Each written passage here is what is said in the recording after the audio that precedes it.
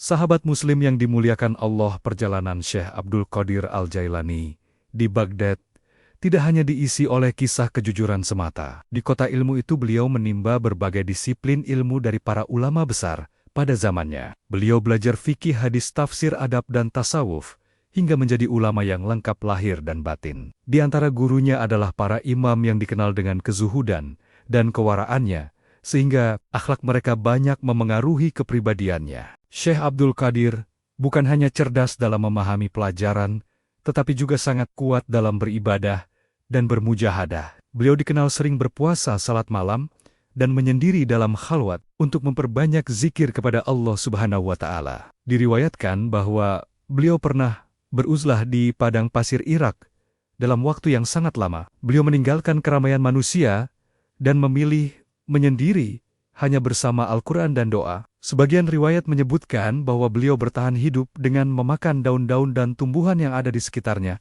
Dalam kesendirian itulah, beliau melatih diri untuk tidak bergantung kepada makhluk sedikitpun. Beliau ingin hatinya hanya terpaut kepada Allah tanpa menyekutukannya dengan apapun. Malam-malam beliau diisi dengan tangisan doa dan munajat memohon agar Allah memperbaiki hatinya sebelum memperbaiki kedudukannya di mata manusia. Pada suatu hari diceritakan bahwa Syekh Abdul Qadir tertidur dan hampir terlambat salat subuh. Tiba-tiba seekor kucing datang menggerakkan tubuhnya, seakan-akan membangunkannya dari tidur. Dengan mata batin yang tajam, beliau mengetahui bahwa makhluk itu sebenarnya jelmaan setan yang ingin menggodanya. Beliau pun bertanya, "Mengapa engkau membangunkanku, padahal selama ini engkau selalu berusaha menjerumuskan manusia?" Setan itu menjawab, "Kami tahu, jika engkau tertinggal satu salat subuh, engkau akan menggantinya dengan 100 rakaat. Kami tidak sanggup melihatmu mendapat pahala sebanyak itu, maka kami memilih membangunkanmu sejak awal." Dari kejadian ini Syekh Abdul Qadir memahami bahwa ketaatan yang terus-menerus dapat membuat setan kelelahan. Ia menyadari, semakin besar ketaatan seorang hamba, semakin besar pula rasa cemburu dan permusuhan setan kepadanya. Namun, jika hamba itu tetap teguh, maka tipu daya setan justru berbalik menjadi kebaikan. Dengan izin Allah. Dalam riwayat lain disebutkan bahwa Syekh Abdul Qadir pernah diuji dengan karamah yang bisa membuatnya bangga. Suatu kali beliau akan berwudu dan tiba-tiba seekor burung kecil mengotori bajunya. Secara spontan beliau menengadahkan kepala dan burung itu jatuh lalu mati. Setelah itu beliau mencuci bajunya, kemudian menyedekahkan pakaian tersebut.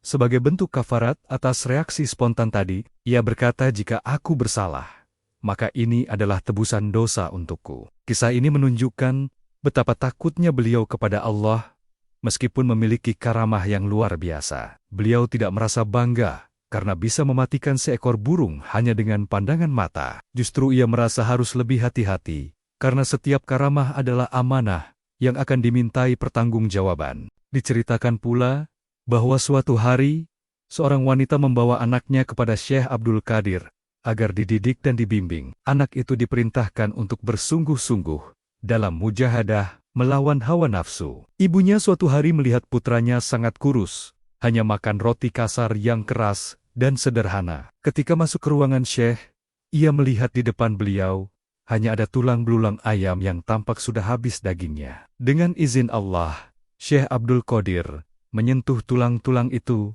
lalu berdoa. Tiba-tiba tulang itu tersusun kembali menjadi seekor ayam hidup yang berkokok dan berjalan. Beliau berkata, "Jika anakmu sudah sampai pada derajat seperti ini, barulah ia boleh makan apapun yang ia inginkan." Ungkapan itu bukan sekadar menunjukkan karamah, tetapi menekankan pentingnya melatih diri sebelum menikmati kelonggaran dunia. Di kesempatan lain ada kisah tentang seekor burung besar yang terbang di atas majelis beliau. Suara kepakan sayap burung itu mengganggu para murid yang sedang menyimak pelajaran. Syekh Abdul Qadir mengucap kalimat yang membuat burung itu jatuh dengan kepala terlepas dari badannya. Kemudian, beliau turun dari kursi mengambil burung itu dan mengucap basmalah sambil menyatukan kembali kepala ke tubuhnya. Dengan izin Allah burung itu hidup kembali dan terbang seolah tidak pernah terjadi apa-apa. Semua kejadian ini diriwayatkan oleh para murid dan penulis biografi beliau sebagai karamah yang tampak di hadapan banyak orang. Namun penting untuk kita ingat setiap karamah hanyalah ciptaan Allah, bukan kekuatan mandiri seorang wali. Allah menampakkan karamah agar manusia semakin yakin bahwa Dia Maha Kuasa atas segala sesuatu. Kita tidak boleh mengagungkan wali melebihi batas, seolah mereka memiliki kekuatan sendiri tanpa izin dari Allah. Karamah hakikatnya adalah tanda kemuliaan, taat, dan ketakwaan seorang hamba. Jika karamah membuat seseorang sombong, maka itu bukan lagi karamah, tetapi jebakan nafsu dan tipu daya setan. Syekh Abdul Qadir sendiri selalu menekankan kepada murid-muridnya bahwa yang utama adalah istiqomah, bukan sekadar karamah. Istiqomah. Istiqomah berarti terus taat, menjaga salat, menjauhi maksiat, dan bertawakal hanya kepada Allah dalam keadaan lapang maupun sempit. Dalam salah satu pengajiannya diceritakan beliau berkata, "Aku tidak bangga dengan karamah yang kalian saksikan. Yang aku minta kepada Allah adalah hati yang tunduk kepadanya dan amal yang diterima di sisinya." Sahabat muslim yang dirahmati Allah, di tengah kedalaman ibadah beliau juga terkenal sebagai guru yang sangat penyayang. Ribuan murid datang dari berbagai negeri untuk menimba ilmu dan mengambil nasihat dari lisannya. Majelis beliau tidak hanya dihadiri oleh orang awam, tetapi juga oleh para kadi ulama dan pejabat negara. Namun di hadapan semua itu beliau tetap hidup sederhana. Makan sekadarnya, berpakaian yang kasar, dan tidak terlalu mencolok. Zuhudnya bukan berarti menolak dunia secara mutlak, tetapi menempatkan dunia di tangan bukan di hati. Beliau sering mengingatkan murid-muridnya agar tidak tertipu dengan harta jabatan dan pujian manusia. Menurut beliau, kemuliaan yang hakiki bukan pada banyaknya pengikut atau luasnya madrasah. Kemuliaan yang sejati adalah ketika seorang hamba merasa cukup dengan Allah dan rida terhadap ketentuannya. Di antara karomah yang masyhur pula adalah kisah seorang ayah yang kehilangan putri remajanya karena diculik jin. Dengan hati sedih, ia datang mengadu kepada Syekh Abdul Qadir, memohon pertolongan dan doa. Beliau tidak memerintahkan sesuatu yang syirik, tetapi mengajarkan sebab-sebab yang dibarengi tawakal kepada Allah. Ayah itu diperintahkan pergi ke sebuah tempat di Baghdad, lalu duduk di tengah lingkaran yang digambar di tanah sambil membaca basmalah. Syekh berpesan, "Jangan keluar dari garis itu, walaupun engkau melihat sesuatu yang menakutkan." Malam pun tiba, dan bermunculanlah berbagai makhluk jin yang mencoba menakut-nakutinya. Namun dengan izin Allah, tidak ada satupun yang mampu melampaui garis yang ia buat dengan nama Allah.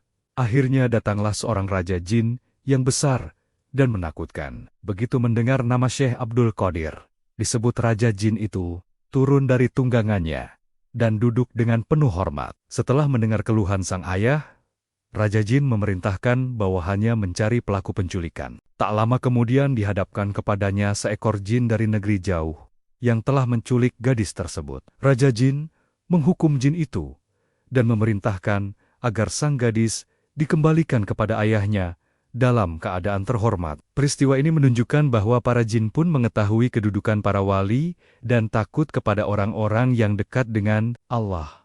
Namun sekali lagi, kekuatan sejati tetap milik Allah, bukan milik jin, bukan milik wali, dan bukan milik manusia. Kita sebagai muslim cukup menjadikan kisah ini sebagai pelajaran bahwa zikir dan nama Allah adalah perlindungan paling kuat bagi hamba. Karena itu, janganlah kita takut berlebihan kepada jin atau makhluk gaib. Takutlah hanya kepada Allah, dan jadikanlah kedekatan kepadanya sebagai benteng utama dalam hidup kita. Pada bagian berikutnya, kita akan mengenal lebih dekat siapa sebenarnya Syekh Abdul Qadir Al-Jailani dan bagaimana beliau menutup hidupnya dengan husnul khatimah. Pada bagian selanjutnya, kita akan melihat bagaimana nasab mulia beliau, kedudukan ilmiahnya, dan detik-detik akhir kehidupannya. Kisah ini akan menambah keyakinan kita bahwa kemuliaan di sisi Allah diraih dengan ilmu akhlak dan kesungguhan ibadah.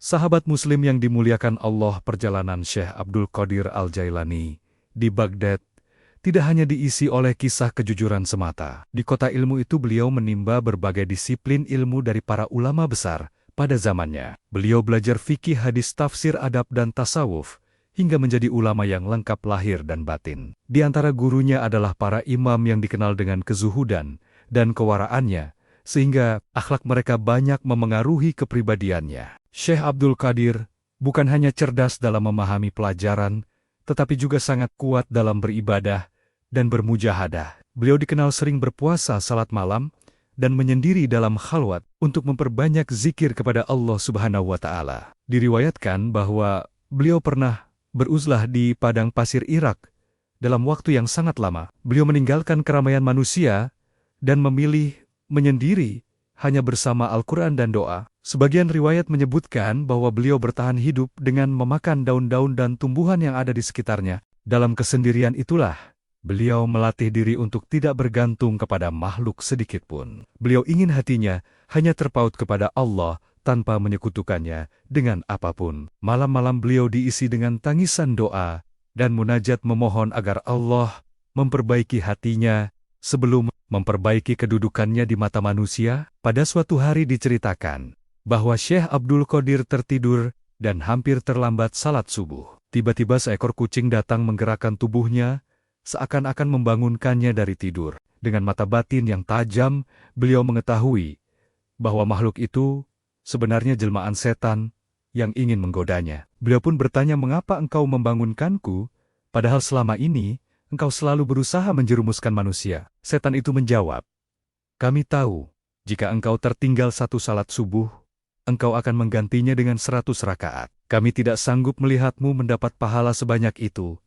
maka kami memilih membangunkanmu sejak awal." Dari kejadian ini Syekh Abdul Qadir memahami bahwa ketaatan yang terus-menerus dapat membuat setan kelelahan. Ia menyadari, semakin besar ketaatan seorang hamba, semakin besar pula rasa cemburu dan permusuhan setan kepadanya. Namun, jika hamba itu tetap teguh, maka tipu daya setan justru berbalik menjadi kebaikan. Dengan izin Allah.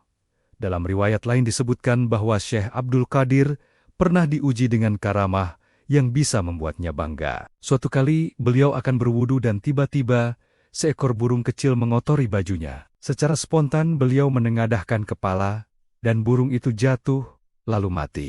Setelah itu beliau mencuci bajunya, kemudian menyedekahkan pakaian tersebut. Sebagai bentuk kafarat atas reaksi spontan tadi, ia berkata, "Jika aku bersalah, maka ini adalah tebusan dosa untukku." Kisah ini menunjukkan betapa takutnya beliau kepada Allah, meskipun memiliki karamah yang luar biasa. Beliau tidak merasa bangga karena bisa mematikan seekor burung hanya dengan pandangan mata. Justru ia merasa harus lebih hati-hati, karena setiap karamah adalah amanah yang akan dimintai pertanggungjawaban. Diceritakan pula bahwa suatu hari, seorang wanita membawa anaknya kepada Syekh Abdul Qadir agar dididik dan dibimbing. Anak itu diperintahkan untuk bersungguh-sungguh dalam mujahadah melawan hawa nafsu. Ibunya suatu hari melihat putranya sangat kurus, hanya makan roti kasar yang keras dan sederhana. Ketika masuk ke ruangan Syekh, ia melihat di depan beliau hanya ada tulang belulang ayam yang tampak sudah habis dagingnya. Dengan izin Allah, Syekh Abdul Qadir menyentuh tulang-tulang itu,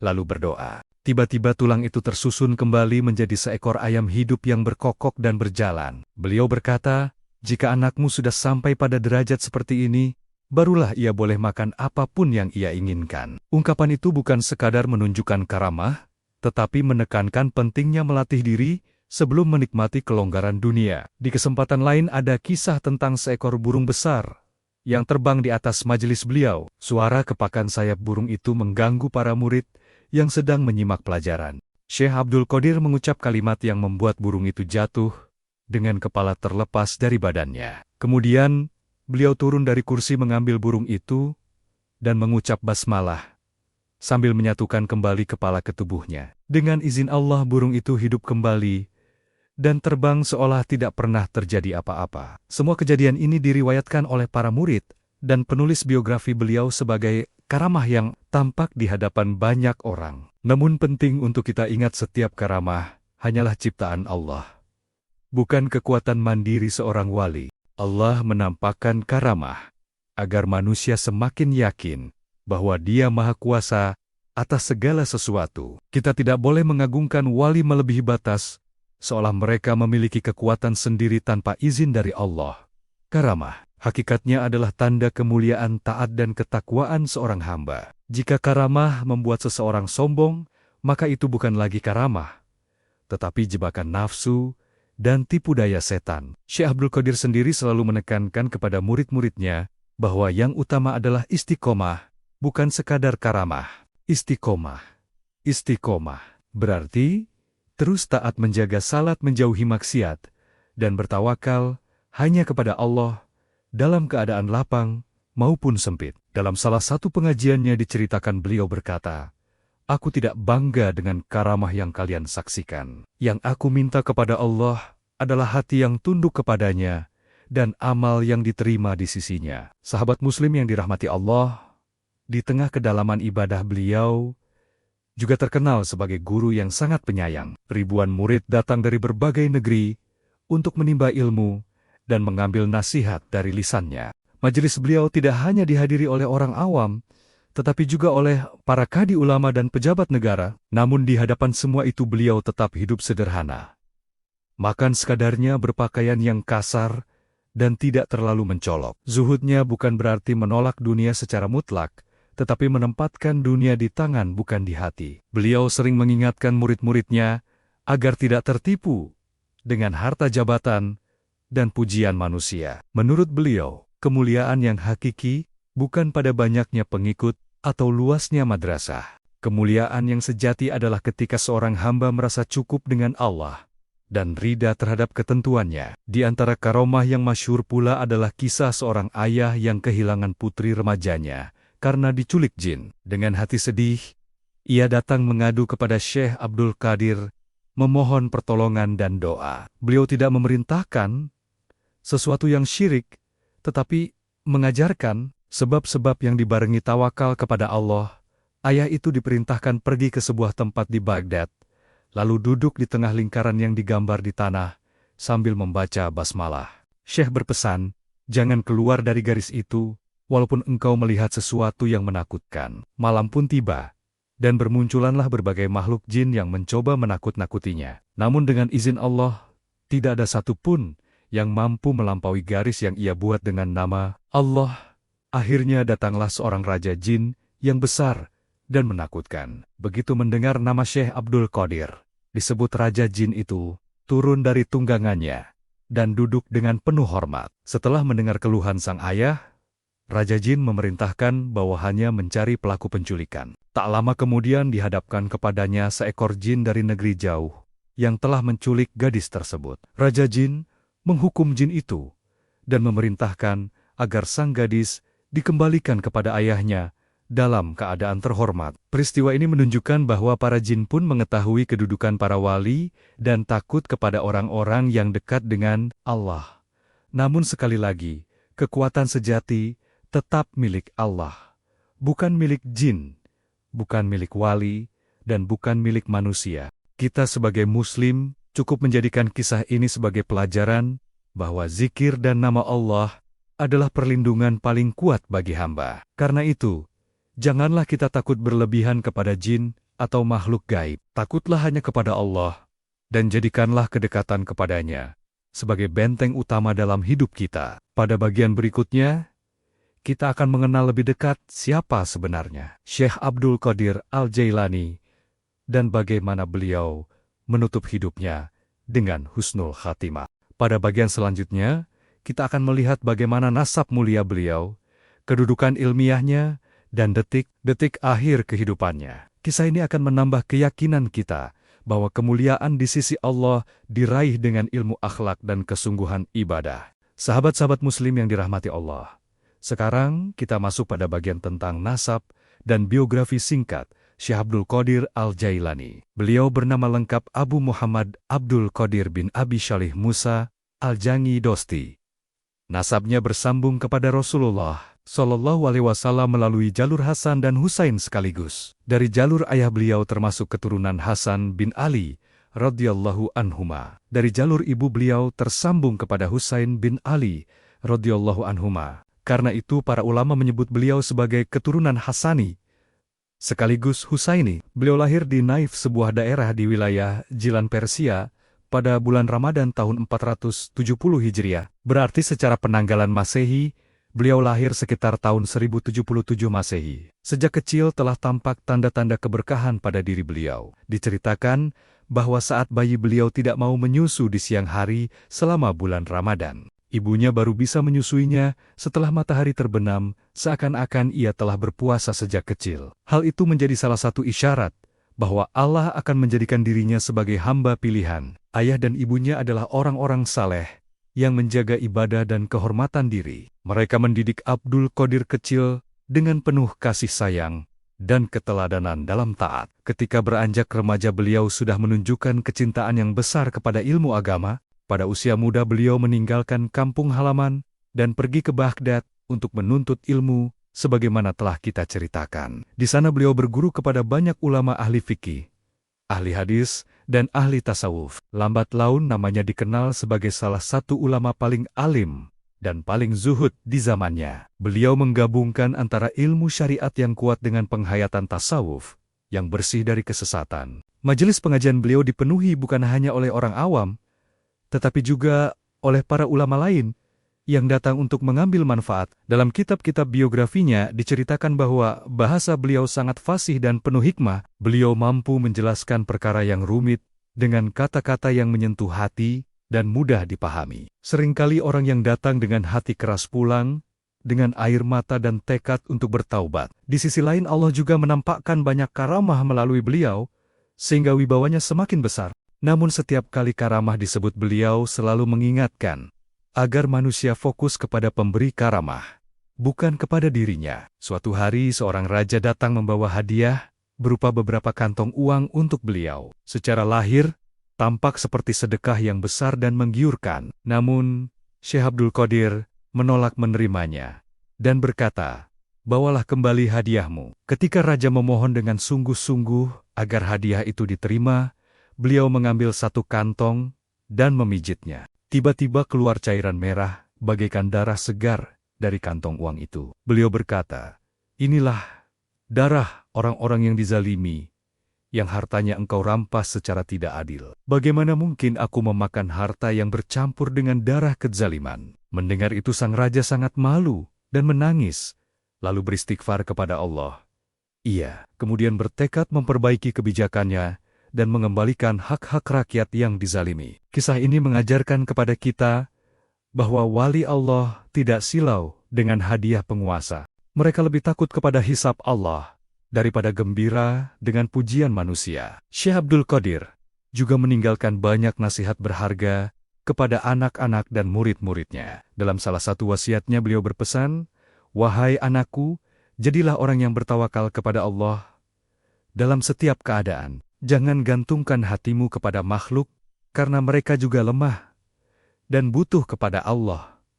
Beliau juga mengingatkan agar kita selalu menjaga sabar dan rida terhadap ketentuan Allah. Menurut beliau, orang yang paling dekat kepada Allah adalah yang paling baik akhlaknya kepada makhluk. Ia mengajarkan agar kita lemah lembut kepada fakir miskin dan tidak merendahkan orang yang tampak hina di mata manusia. Beliau menekankan bahwa ilmu tanpa adab hanya akan melahirkan kesombongan dan kerusakan. Karena itu beliau selalu mendahulukan adab sebelum ilmu, sebagaimana akhlak para ulama salaf. Di kalangan sebagian kaum muslimin, dikenal pula amalan tawasul dan istighatsah dengan menyebut nama beliau. Sebagian kitab menyebutkan tata cara sholat hajat, lalu berdiri menghadap arah Baghdad sambil menyebut namanya dan memohon kepada Allah dalam masalah seperti ini. Para ulama berbeda pendapat mengenai batasan dan caranya. Yang harus kita pegang adalah doa hanya ditujukan kepada Allah semata, tidak kepada wali siapapun. Jika seseorang menyebut nama seorang wali,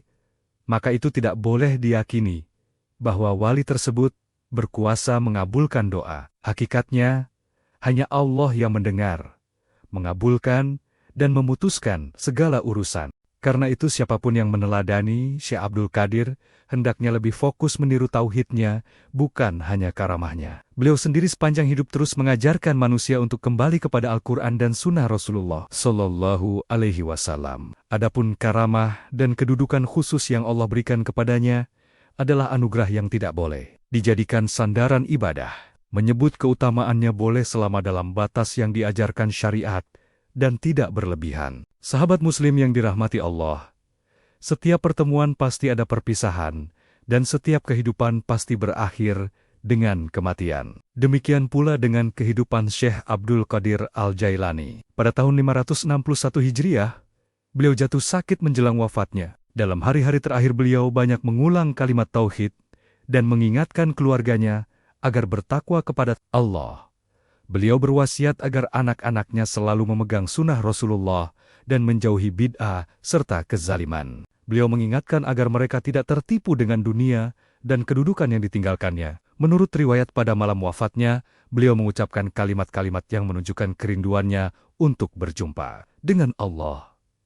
Lalu perlahan suaranya melemah, dan ruh beliau pun kembali kepada Tuhannya dalam keadaan mengucap kalimat tauhid. Beliau wafat pada malam 11 Rabiul Akhir dan dimakamkan di kompleks madrasahnya di Baghdad. Sejak saat itu, makam beliau menjadi tempat ziarah banyak kaum muslimin yang datang untuk mendoakan dan mengambil pelajaran. Perlu kita ingat berziarah kubur adalah sunnah jika diiringi doa untuk mayit dan renungan tentang kematian. Namun kita tidak boleh meminta sesuatu kepada penghuni kubur, karena yang mampu mengabulkan doa hanyalah Allah.